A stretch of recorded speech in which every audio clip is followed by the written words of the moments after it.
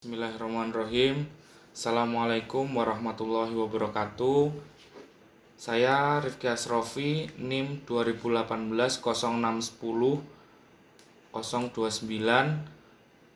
Hukum Lingkungan kelas E.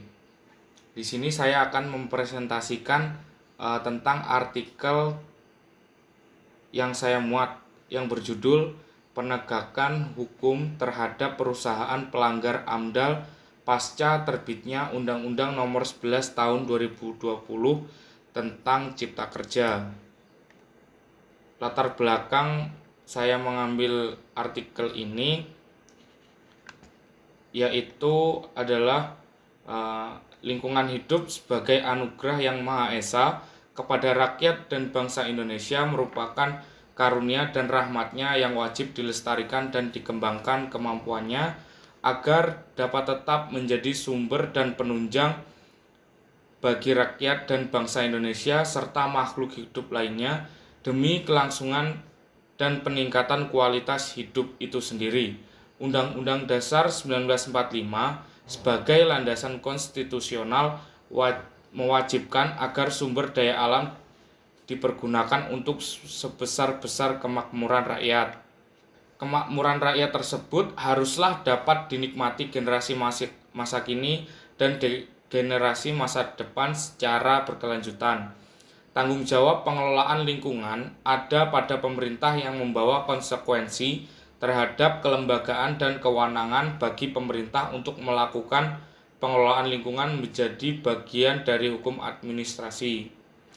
Dalam pasal 13 ayat 1 Undang-Undang Nomor 32 Tahun 2009 tentang Perlindungan dan Pengelolaan Lingkungan Hidup atau UU PPLH disebutkan bahwa pengendalian pencemaran dan atau kerusakan lingkungan hidup dilaksanakan dalam rangka pelestarian fungsi lingkungan hidup. Kemudian dalam ayat 2 disebutkan pengendalian pencemaran dan atau kerusakan lingkungan hidup.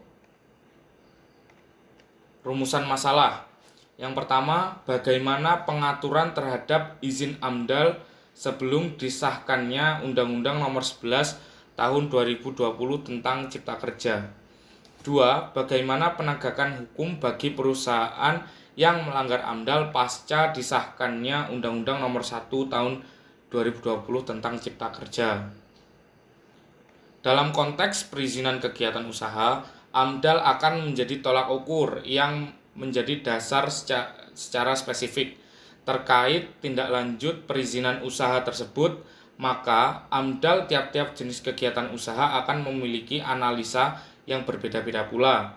AMDAL sebagai dasar pertama sistem perizinan usaha akan berpengaruh besar terhadap izin lingkungan yang dikeluarkan oleh pemerintah. Secara ilmiah, prosedur pelaksanaan akan bersinggungan dengan disiplin ilmu-ilmu lainnya. Ini akan menjadi bukti bahwa AMDAL memiliki metode ilmiah sendiri dalam setiap izin usaha. Dalam Peraturan Pemerintah Nomor 27 Tahun 2012 tentang izin lingkungan pasal 1 mengamanatkan secara prosedural penyusunan dokumen AMDAL.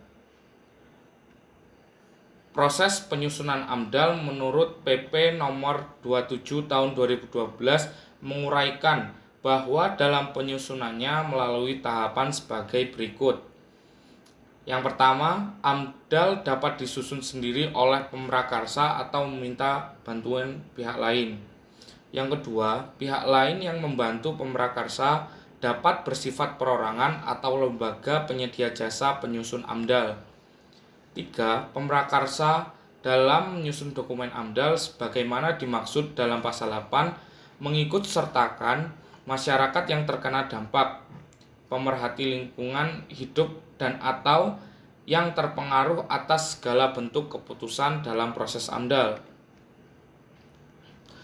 Tanpa adanya AMDAL, tidak mungkin mengajukan izin lingkungan. Selanjutnya, izin lingkungan menjadi prasyarat bagi pengajuan permohonan izin usaha atau sektoral. Dengan demikian, tanpa dimilikinya dokumen AMDAL tidak dapat mengajukan kedua izin tersebut.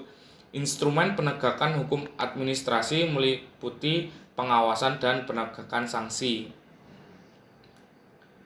Rumusan masalah kedua, penegakan hukum bagi perusahaan pelanggar AMDAL pasca disahkannya Undang-Undang Nomor 11 Tahun 2020 tentang Cipta Kerja. Esensi dari suatu AMDAL menjadi instrumen kebijakan yang valid dalam meminimalisir dampak kerusakan lingkungan yang ada, karena pada dasarnya AMDAL adalah kajian yang saintifik dan berupa keharusan untuk mendapatkan izin lingkungan yang pada akhirnya mendapat izin usaha. Namun, dalam RUU Cipta Kerja ini terdapat pereduksian dalam pasal 23 dari AMDAL yang awalnya merupakan suatu keperluan wajib, lalu hanya menjadi bahan pertimbangan pengambilan keputusan. Efek ini lanjutnya ialah AMDAL hanya dianggap sebagai pelengkap saja dalam mendapatkan birokrasi berusaha. Dengan demikian, dampak lingkungan terkesan bukan menjadi permasalahan utama dalam kegiatan berusaha yang perlu dilakukan.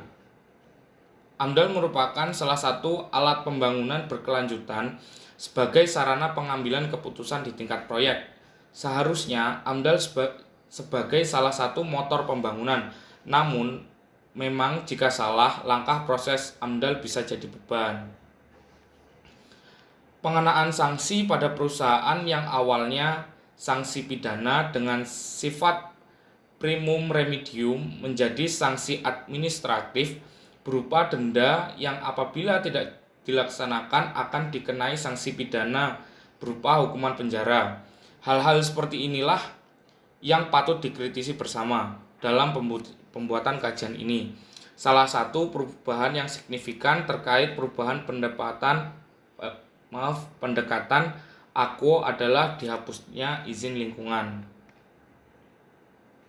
Kesimpulan dari artikel ini adalah dengan adanya Undang-Undang Nomor 2020 tentang Cipta Kerja telah memberikan perubahan kepada rezim AMDAL yang juga berkaitan dengan penegakan hukum lingkungan.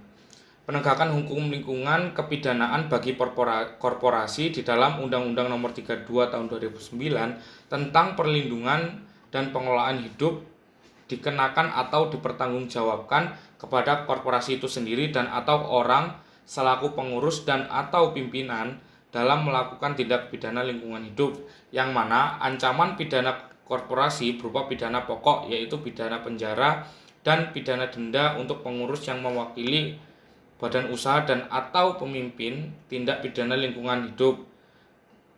Khusus yang dituntut pidana ialah pemimpin tindak pidana lingkungan hidup sebagaimana diatur dalam pasal 117 Undang-Undang PPLH, maka ancaman pidana pokok ditambah 1/3. Selain itu, sanksi yang dapat diberikan untuk badan usaha atau korporasi adalah berupa pidana tambahan atau tindakan tata tertib sebagaimana diatur dalam pasal 119 UU PPLH untuk korporasi atau badan usaha tersebut.